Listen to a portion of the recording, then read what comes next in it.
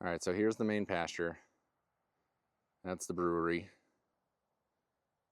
I'll spin over. That's the dog. And then this is a mess. So this is all multiflora rose bushes on the hedgerow on the side of the main pasture. And Santa Claus had seen my machete on a stick video and decided that I needed the real tool, which was a Billhook Machete. It was about 14 inches of steel, and it came with a 14-inch handle, which I didn't like because it's too much weight, and it was a lot on the wrist. And so I used the Billhook Machete to cut a longer handle, and that's what we're going to use today to get our workout in, spend some time in the field because it's above 40 degrees and the birds are out and waking up. And we get to see how this thing works. Now I'm finding with the different hand tools, I get a different physical experience for different workout. Like I was using this guy last night to test it out, and got more of a tricep workout, which was fun. I think that's already cut off. But I'm finding I really enjoy the hook aspect of it because I can grab stuff, which when you're working with these thorn bushes is really handy. Or go in here with the hook and cut it off at the base. And it's been a while on this YouTube channel, which is really just a media hosting for my friends and family, since I've done a chop and chat. My trail is in pretty good shape, I will say. After a year, 3 years of working, 4 years of working on it, now I'm widening it as opposed to breaking new ground. And with recent events here at the farm brewery, I've been inspired to move my efforts a little closer back to the homestead, the farmstead, the main property here. And this is nice, like zip walk over and say hi to the brewers and get some socialization. I can walk over and get some socialization. And then the farm that I see on a more regular basis and what people can see from the brewery and the road also gets a bit of a facelift because it's gone through a pretty tough, roughly 2 years, really a year and a half. And there's a lot of repairs and cleanup to do that are on the plate now. And I think that's what you're going to see me do more of, especially as I get into fixing and repairing things. I can sit and chat, or I can chat and do maintenance on the tractor or clear land.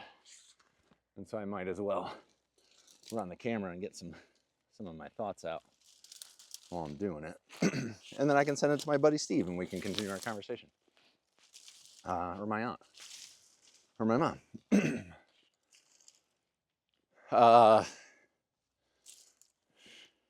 Like, quick notes on this tool. It's not fast.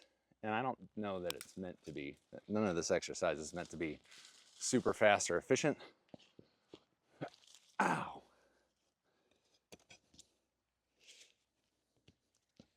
That one stuck to me.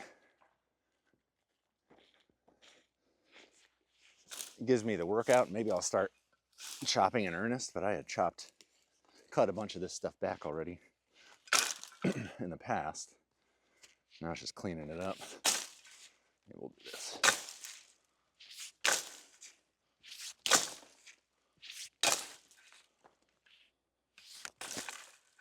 This guy's a nightmare. All right, how do I hit you without slapping myself in the face?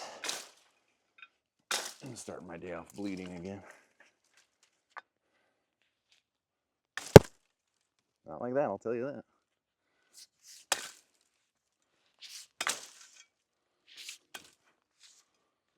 Oh, I got the shot now. There it is.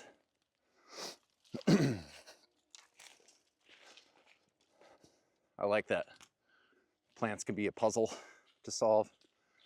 These are all invasives and these are killing and outcompeting local stuff, so we're gonna get rid of them. The Billhook's nice because it handles the small stuff so easy, but really not a problem to get through bigger things too.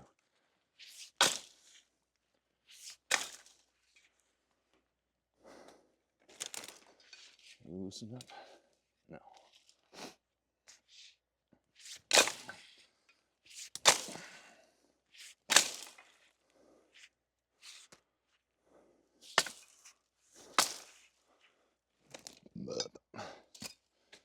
So why, if my time is going to be spent repairing things and getting the property back to being not friggin' disgusting, what happened? Well, you've heard me talk about it in other videos on the channel, so none of it's really a surprise. And those of you who know me know the longer, more complicated story. But about 3 years ago, I had to step back from operating the business that I helped build over the last decade, because the town that I live in and the immediate neighbors that I have, not all of the immediate neighbors, but some very loud, dishonest neighbors. The neighbors lied about me and complained very loudly, and then the town listened. And that is the long story short. That's not the point of this. I'm just throwing all this stuff in the field because I'm going to run it over with the brush hog when I get the chance, but for now I just want it out of the way. If I get rid of that big one. So happy I haven't lost this microphone yet. So the town has put a chokehold on the business because it's hard to do literally anything in Kent. And that stinks. And a big part of the farm here was agritourism and education, because we had to forage new ground and it's wet. And like I have pasture-based livestock, there's stuff that grows for use in the brewery, and we grew the local supply chain, which I've talked about in the past. But with 2 young kids who are in a Montessori school and a wife who's a Montessori teacher, is a tough combination for affordability in a increasingly expensive world. And so I made a shift.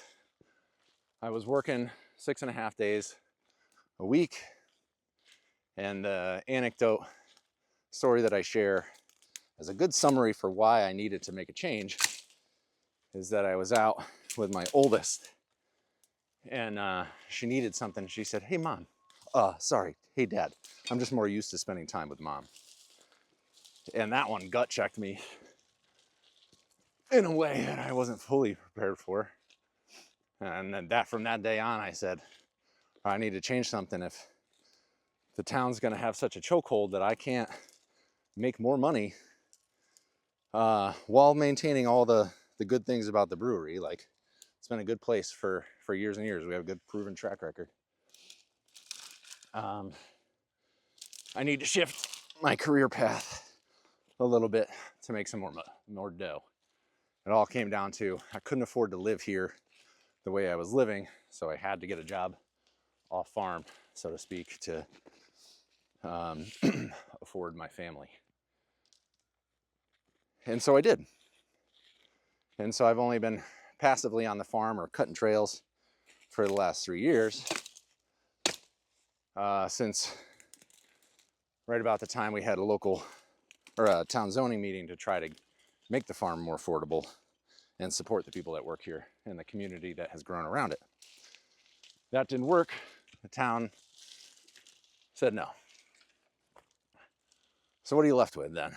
You know, because you have this 52-acre property, you're growing stuff for the brewery, and you don't want to see the land go fallow, because the very thing that I'm clearing out today, these bushes, grow back fast. And so land not in use becomes a seedbed for these invasives, and everything suffers. So then we had a rental property, and as part of the making the brewery affordable, we had a fully furnished bed and breakfast. And even though other people in my neighborhood, including the neighbors who were very loud about not liking the brewery, run bed and breakfasts on their properties in Kent, which is one of those things that you just don't touch because the rich people can do it. But if you try to make a regulation or enforce it, those rich people are going to get angry at their side income, especially from all the second homes. So you don't touch the Airbnb thing. So as a business, we tried to do it legitimately and follow the rules in Kent and have the B&B coincide with the brewery.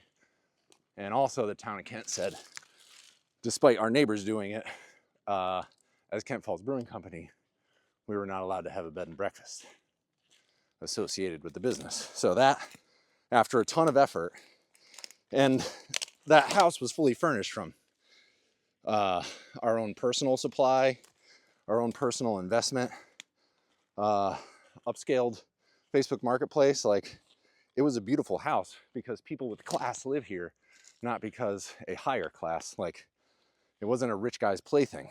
It was a group effort from a number of locals who work here to try to make this a viable place to raise a family.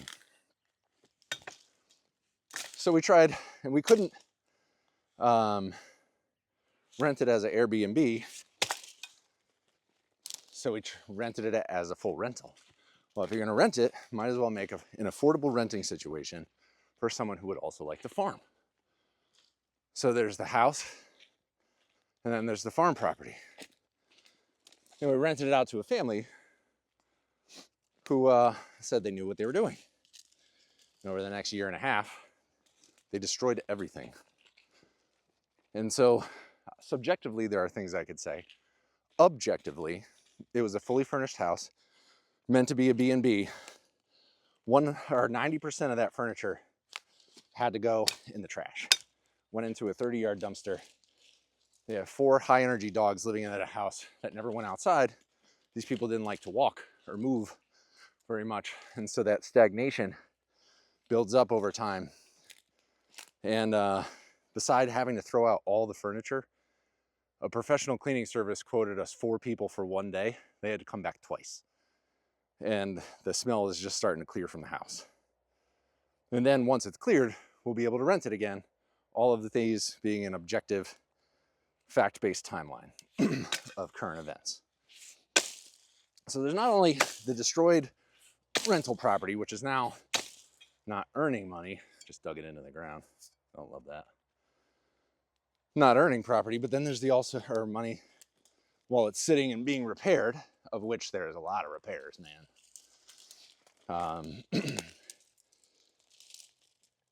And then there's the farm, the thing that I spent 10 years building.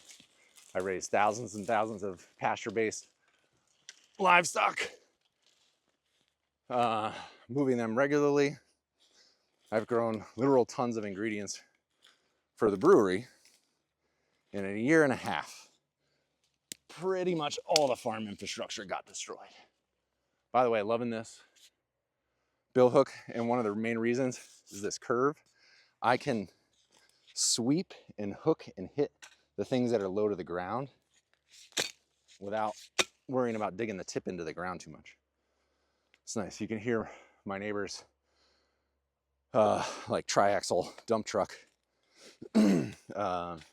pulling out for their daily stuff as they run an earthworks business out of their private residence.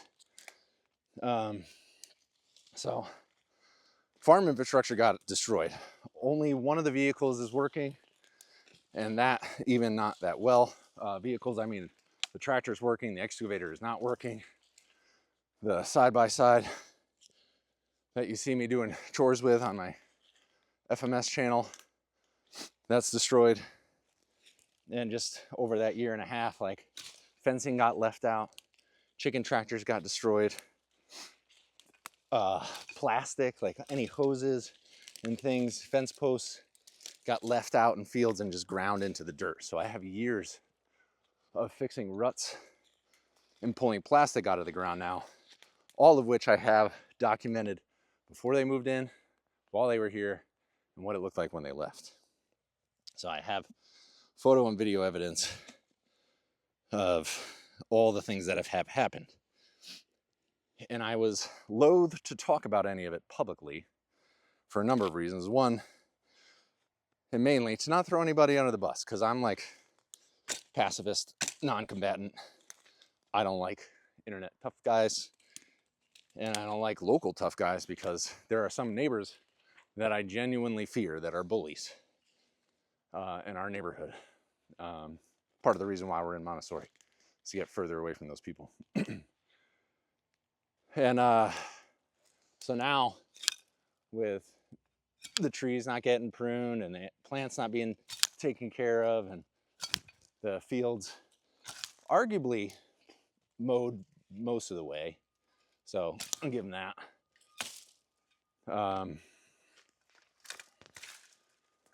Yeah, one more. There's just a lot of recovery to do, and quite frankly, a lot of stuff to just throw out now, like things that had been working and systems that worked didn't work for these people, and just treated it like someone else paid for it. You know, drove the equipment like someone else was paying for it, and completely disrespected the property and the stuff. So enough said there. They destroyed everything. And so now the property is figuring out what its future is, staying in ag in some way that supports the brewery for sure, continues to.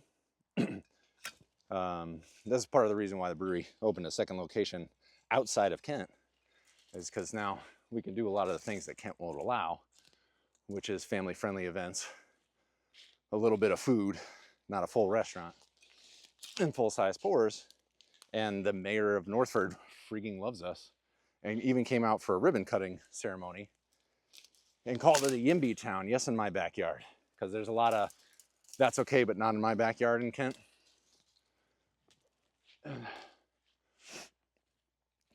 So now we've got the offsite property. We got to figure out what to do with onsite.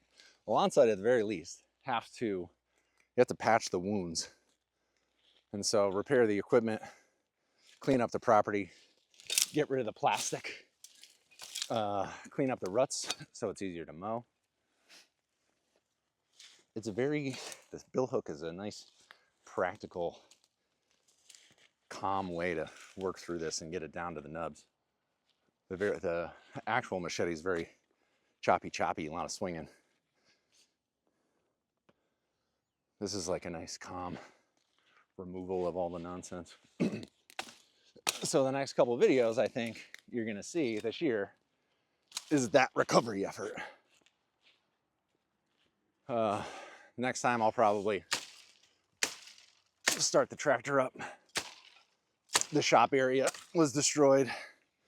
You know, we've already made a lot of strides, me and a couple of the neighbors, in cleaning things up and starting to make scrap metal piles and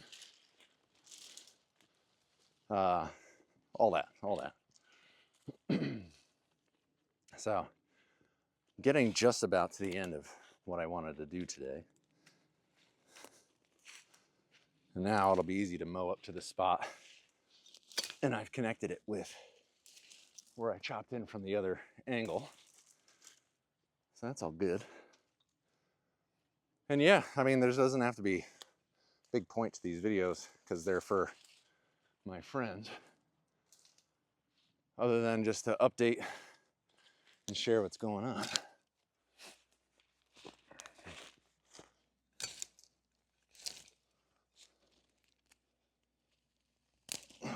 When you can get the roots too, spectacular. Ow.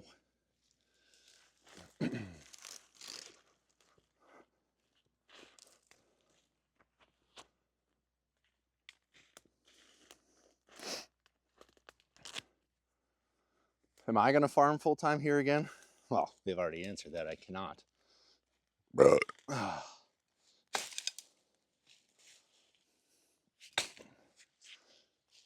So I won't be farming full time. I'll be helping out the brewery, recovering the land, raising my own homestead batch of chickens like I did in last year. We just saw, I just posted a bunch of videos about it. So I'll raise chickens. I'll probably raise some pigs again. Have to do that math and make those decisions pretty quickly. But for now, I got the National Chicken Conference to look forward to. The APA conference. Looks like they're already selling out of tickets.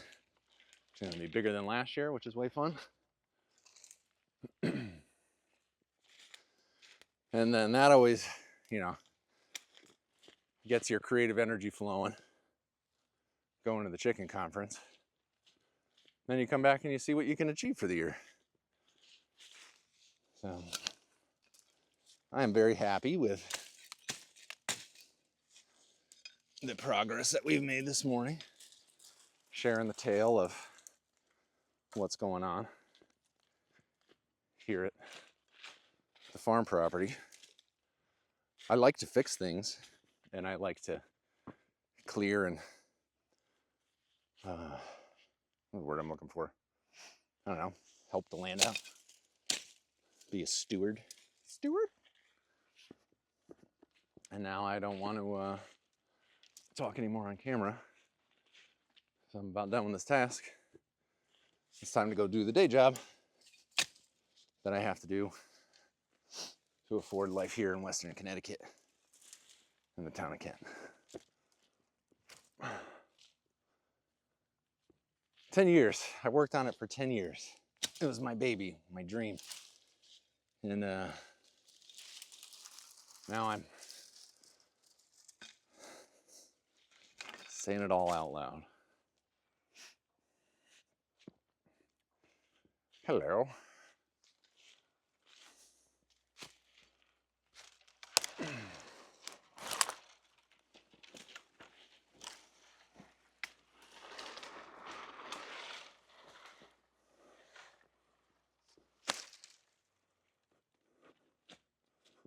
All right, I think we did all right. Maybe I keep this video, maybe I make a shorter version. Oh, I swear, you walk through the prickers, and no longer wearing the heavy-duty winter canvas clothing. It hurts.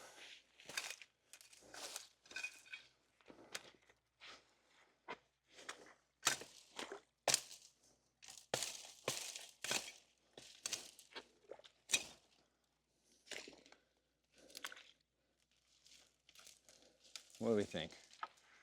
You call this good for now? Oh, I just slapped myself in the face. I think that's my sign. All right, so success with this tool. I want to go test out another tool on the other side of the farm. And my face hurts because I just whipped it with prickers. Oh, thanks for taking the time to watch me clear some brush and listen to me ramble. I am looking forward to, because I see this property so much and I watched that decade of investment fall to pieces. It is nice to clean it up and erase and heal the scars that were left. And so here's to a positive 2026, brighter horizons, and a cleaner field.